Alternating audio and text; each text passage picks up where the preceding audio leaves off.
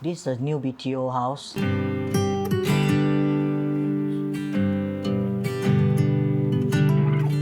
What we have done for this unit is we did the flooring and also overlay 2 toilets.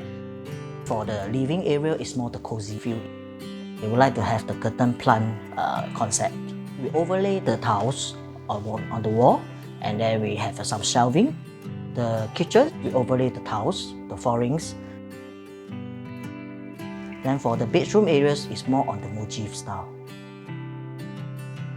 The toilets of the BTO, we can see the net to cover the pipes. We get the acrylics and then put some light inside to have a more cozy feel in the toilets.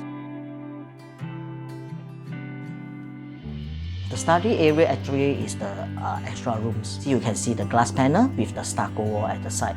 Actually, this concept is come from the owner. The clear glass can see through to the study room. The stucco wall is the handmade design. So what you can see is the brick design on it. So it's more like the Industrial look.